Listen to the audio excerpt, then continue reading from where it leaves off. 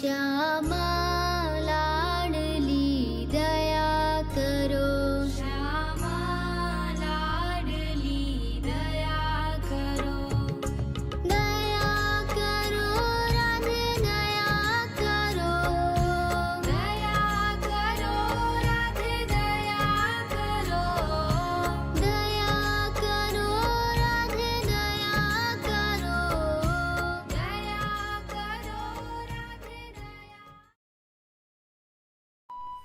जय श्री राधे। ये जो स्थान देखते हैं, ये जो हम लोग यहाँ पर विराजमान है, ये श्री ब्रज मंडल का मुकुटमणि श्री राधा कुंड धाम है। राधा कुंड धाम ब्रज मंडल से सबसे श्रेष्ठ जगह माना गया है। आचार्य लोग, गोस्वामी लोग, शास्त्र में भी वर्णन है। श्रीपाद रूप गोस्वामी पाद उपदेशामृत में वर्णन करते हैं कि वैकुंठ से भी श्रेष्ठ जो है मधुपुरी, मथुरा है, और मथुरा से श्रेष्ठ है वृंदावन, वृंदावन से श्रेष्ठ है श्री गिरिराज गोवर्धन, और श्री गिरिराज गोवर्धन से श्रेष्ठ है राधा कुंड। ये 84 कोस ब्रजमंडल का मुकुटमणि माना जाता है। किसी राजा का सर पर जो मुकुट रहता है वो सबसे शोभायमान रहता है। उसमें अगर कोई कीमत मणि अगर विराजमान रहेगा तो कितना चमकता रहता है। तो इस प्रकार ये ब्रजमंडल का सबसे मुकुटमणि राधा कुंड को कहा गया है। और ये राधा कुंड जो है द्वापर युग में जब कंस ने भगवान कृष्ण को मारने के लिए अनेक अनेक असुर को भेजने लगे और सबका सब यहाँ पर मारा गया भगवान का हाथ में। तो बाद में कंस बहुत चिंतित थे। उसी समय एक कंस का मित्र जिसका नाम है अरिष्टासुर, वो कंस को बोला कि मैं जाकर के ब्रजमंडल में आपका जो शत्रु है कृष्ण है उसको वध करके आ सकता हूँ। तो कंस का आदेश पा करके वो अरिष्टासुर एक विशाल काय बैल का रूप लेकर के ब्रजमंडल में भगवान कृष्ण को खोजते हुए यहाँ पर आकर के ये गिरिराज का तलहट पे आकर के पहुंचा। और यहाँ पर भगवान सखा सखी लोग का साथ लीला विहार कर रहे थे। तो उसी समय भगवान अरिष्टासुर को समझ गए ये मुझे मारने के लिए आए हैं। तो भगवान ने उसको उसका पूंछ को पकड़ करके जमीन में पटक करके उसको वध कर दिए है, मार दिए है। लेकिन अरिष्टासुर को जिस जगह पर भगवान ने पटक पटक करके मारे थे वो जो जगह था वो खड्डा हो गया था। उनका प्रहार से वो बहुत बड़ा खड्डा हो गया था। लेकिन सखा और सखी लोग जो है राधारानी लोग है वो भगवान कृष्ण से बोले देखो आपने गोहत्या किया है, आपको गोहत्या का पाप लगा है।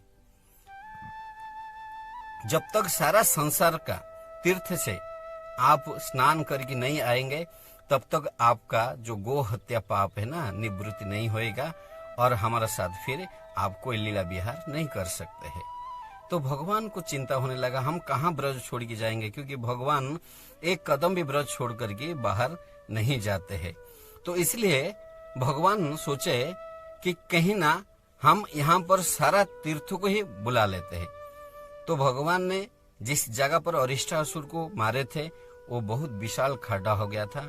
फिर अपना बासुर में और थोड़ा सा खुदाई करके वहां पर एक कुंड जैसा बना दिए और उसमें सारा तीर्थ को आह्वान किए और संसार का सारा तीर्थ जो है वहां पर आकर विराजमान हो गए। वो हो गया है श्याम कुंड। और भगवान वहां पर स्नान करके अपना पाप तो निवृत्ति कर लिए। लेकिन राधा रानी से बोले भगवान हे राधे, पाप करने वाला तो पापी होता है लेकिन पाप को देखने वाला भी पाप होता है। और मैंने गोहत्या करते हुए आपने देखा है तो आपको भी उतना ही पाप लगेगा, इसलिए आपको भी स्नान करना पड़ेगा। तो भगवान कृष्ण बोले हमारा ही कुंड में आकर स्नान कर लो। लेकिन राधा रानी ने मना किए, बोले कि नहीं नहीं, आपका कुंड में हम स्नान नहीं करेंगे, हम अपना एक अलग कुंड बनाएंगे, वहां पर तीर्थ का आह्वान करके हम वहां पर स्नान करेंगे। तो राधा रानी अपना कंकण का माध्यम से और बाकी जो सखी लोग हैं ललिता विशाखा सब लोग अपना अपना एक कुंड यहाँ पर बनाए और उसी तीर्थ का जल इसमें डाल करके सब लोग वहां पर स्नान किए। और भगवान राधा कुंड में ज्यादा जल क्रीड़ा किए हैं और राधा रानी को बोले, हे राधे, आपका कुंड मुझे बहुत प्रिय है। संसार में आप जितना मुझे प्रिय है, ये आपका हाथ से बनाया हो कुंड भी मुझे उतना ही प्रिय है। और जो कोई भी भक्त यहाँ पर राधा कुंड में इसी स्थान पर आकर के एक बार इसी राधा कुंड में स्नान कर लेता है, तो मेरा जो कृष्ण प्रेम जो जीवन का उद्देश्य है वो उनको प्राप्त हो जाएगा। तो ये राधा कुंड का ये महिमा है। ये गिरिराज का तलहटी पर है। ये गिरिराज का 2 आंख माना गया है। गिरिराज जो है ना मोर का आकार में है, तो ये राधा कुंड जो है यहाँ पर उनका मुखमंडल है, इसलिए राधा कुंड और श्याम कुंड जो है ना गिरिराज का 2 आंख है। और वो जो मोर रूपी गिरिराज है, उनका जो पूंछ है वो पुछरी का लोठा है। और ये राधा कुंड श्याम कुंड का बाजू में गोपी कुआं है, जहां पर गिरिराज का जीवा यहाँ से आया था। लाडली दया करो।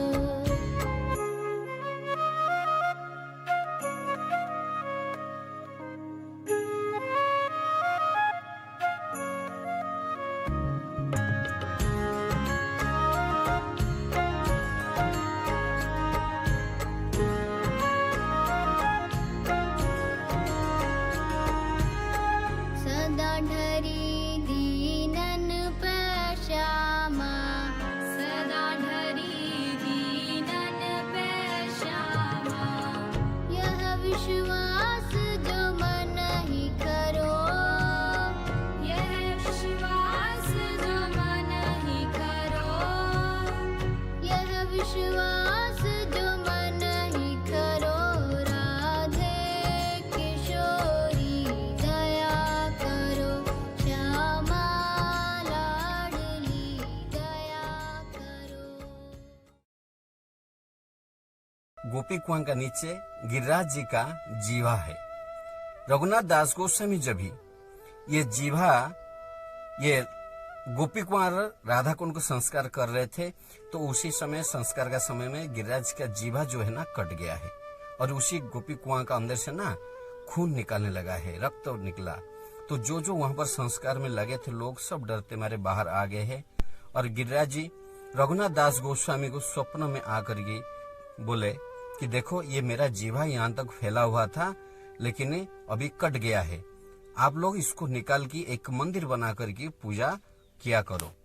और उसी जीवा को निकाल करके एक मंदिर बना करके गिरिराज का जीवा को स्थापन करके पूजा किया जाता है। वो जीवा मंदिर भी आपको यहाँ पर देखने को मिलेगा, आज भी विराजमान है। जो भक्त लोग गिरिराज परिक्रमा करने आते हैं, तो ये राधा कुंड होकर के उनको परिक्रमा पूरा होता है। अगर कोई भक्त अगर गिरिराज परिक्रमा नहीं कर पाता है, तो वो राधा कुंड का भी परिक्रमा करके अपनों को धन्य मानते हैं। तो राधा कुंड का आजू बाजू में बगल में बहुत से सिद्ध महात्मा गोस्वामी लोग, आचार्य लोग यहाँ पर भजन किए हैं, भजन स्थली है। अगर हम लोग राधा कुंड का परिक्रमा लगाएंगे, तो परिक्रमा जहां हम शुरू करते हैं, स्टार्टिंग में स्टार्ट जगह जो है, तो वहां पर अपना कुंडेश्वर महादेव है। कुंडेश्वर महादेव जो है शिव जी है, जो परम वैष्णव, वो कुंड को रक्षा करने के लिए यहाँ पर विराजमान है, इसलिए उनका नाम कुंडेश्वर महादेव है। फिर आगे जब जाएंगे तो हमको ना गोपीनाथ मंदिर दर्शन करने को मिलता है, और उनका बाजू में ही हमारा गोस्वामी रघुनाथ दास पाद गोस्वामी का समाधि मिलता है, जहाँ पर अखंड हरिनाम चलता रहता है। वहां पर रघुनाथ दास गोस्वामी रह करके भजन किया करते थे।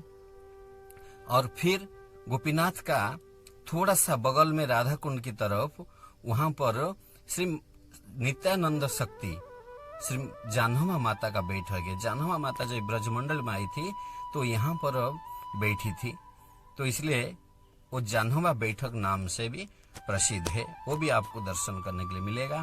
फिर जब अंदर का तरफ आप जाओगे श्याम कुंड का तरफ, तो वहां पर आपको श्रील कृष्णदास कविराज गोस्वामी का आपको समाधि मिलेगा। और कृष्णदास कविराज गोस्वामी यहाँ पर बैठ करके श्री चैतन्य चरितामृत का रचना किए थे। सिद्धांत महान ग्रंथ को यहाँ पर रचना किए थे, तो उनका समाधि भी है। और उनका बगल में जो है आपको पांडव घाट दर्शन करने को मिलेगा। पांडव जो है युधिष्ठिर, भीम, अर्जुन, नकुल और सहदेव, ये जो पंचो पांडव है यहाँ पर वृक्ष का रूप में ब्रजवास करते थे, राधा कुंड वास करते थे। तो एक समय जब भी रघुनाथ दास गोस्वामी श्याम कुंड का संस्कार कर रहे थे, उसी समय उनका मन में विचार आया ये जो वृक्ष है इसको काट करके थोड़ा हम चौड़ा करके ये श्याम कुंड को संस्कार करेंगे। तो उसी समय पंचो पांडव स्वप्न में आकर के निवेदन किए रघुनाथ गोस्वामी से, हम पंच पांडव यहाँ पर ब्रजवास कर रहे हैं, इसलिए हमको यहाँ से हटाओ मत, हमको काटो मत। तो रघुनाथ दास गोस्वामी फिर उसी वृक्ष को वहां पर ऐसा ही रहने दिए। और आज भी वहां पर एक वृक्ष देखने को मिलता है, 4 वृक्ष तो प्राप्त हो गए हैं, एक वृक्ष मिलता है देखने के लिए, जो कहा जाता है कि ये युधिष्ठिर महाराज है, आज भी यहाँ पर विराजमान है श्याम कुंड राधा कुंड का पास में। तो फिर आगे जाएगा तो आपको एक रासस्थली मिलेगा, जो भगवान का यहाँ पर रास होता है। भगवान यहाँ पर मध्याह्न लीला, दोपहर का जो लीला है यहाँ पर करते हैं। आज भी नित्य लीला यहाँ पर उनका चलता रहता है। तो यहाँ पर रास होता है, रास मंडप। फिर आगे जैसा जाएगा आपको ललिता कुंड दर्शन करने के लिए मिलेगा। ललिता कुंड का बाजू में है आगे विशाखा कुंड दिखाई पड़ता है, फिर उसका आगे बाकी सखी लोग का भी कुंड है। इस प्रकार अष्ट सखी का कुंड है। और ललिता कुंड का सामने ही आपको श्री जीव गोस्वामी का समाधि और राधा दामोदर मंदिर दर्शन करने के लिए मिलेगा। फिर आगे जैसा ही आप बढ़ोगे राधा कुंड का परिक्रमा करते हुए, तो आपको गोपी कुआं मिलेगा, जहां से जीवा निकला था गिरिराज जी का। और ये गोपी कुआं का ऐसा महत्व है, जब भगवान यहाँ पर लीला विहार कर रहे थे द्वापर युग में, तो गोपी लोग को अचानक बहुत प्यास लगा और पानी पीने के लिए भगवान श्याम सुंदर से निवेदन किए। तो भगवान ने अपना बांसुरी से यहाँ पर ये कुआं को खोदाई किए थे, तभी से ये कुआं को गोपी कुआं का नाम पे जाना जाता है। और उसका दाहन साइड पे, राइट साइड पे श्री माधेंद्रपुरी का भजन कुटीर है। माधेंद्रपुरी यहाँ पर आकर के कुछ दिन भजन किए थे, उसको व्यास घेरा का नाम पे भी जाना जाता है। फिर जैसे ही आप आगे बढ़ोगे तो लेफ्ट साइड में बनखंडी महादेव का मंदिर आता है। बनखंडी महादेव जो है, सबसे पहले ये पूरा जो जगह है राधा कुंड का अगल बगल का जगह है, ये सब ना कदम वृक्ष का वन था। और इसी वन को रक्षा करने के लिए यहाँ पर महादेव विराजमान है, इसलिए इनको बनखंडी का नाम पे जाना जाता है। और फिर जैसा ही थोड़ा आगे बढ़ोगे तो तमल तला आता है। तमल तला नाम का स्थान आता है, जहाँ पर महाप्रभु का बैठक भी माना जाता है। चैतन्य महाप्रभु जब भी ब्रज यात्रा के लिए यहाँ पर आए थे, तो ये राधा कुंड और श्याम कुंड को महाप्रभु ही प्रकट कराए थे। तो महाप्रभु यहाँ पर विराजमान थे, यहाँ पर बैठे थे, इसलिए ये महाप्रभु का बैठक है, श्रीमंत चैतन्य महाप्रभु का। और महाप्रभु ही ये राधा कुंड और श्याम कुंड को चिन्हित किए थे। उससे पहले ये 2 धान का खेती था, एक काला खेती और एक गोरा खेती का नाम पर महाप्रभु चिन्हित करके इनको उद्धार किए राधा कुंड श्याम कुंड का नाम पे। फिर आगे जाने के पर आपको संगम का रास्ता मिल जाएगा, जो राधा कुंड श्याम कुंड का बीच का जो संगम रास्ता है। आप वहां पर जाकर ये राधा कुंड और श्याम कुंड को दर्शन कर सकते हो, स्नान कर सकते हो। फिर आगे जाने पर आपको नित्यानंद प्रभु का बैठक भी मिल जाएगा, जहां पर नित्यानंद प्रभु भी ब्रज में जब आए थे तो यहाँ पर बैठे थे। ये नित्यानंद का बैठक भी माना जाता है। तो इस प्रकार ये राधा कुंड एक दिव्य भूमि है। और यहाँ पर बहुत बड़े बड़े रसिक संत महात्मा लोग, गोस्वामी लोग, आचार्य लोग जो है भजन करते हुए सिद्धि प्राप्ति किए हैं। यही राधा कुंड ब्रज का मुकुटमणि माना जाता है। जय श्री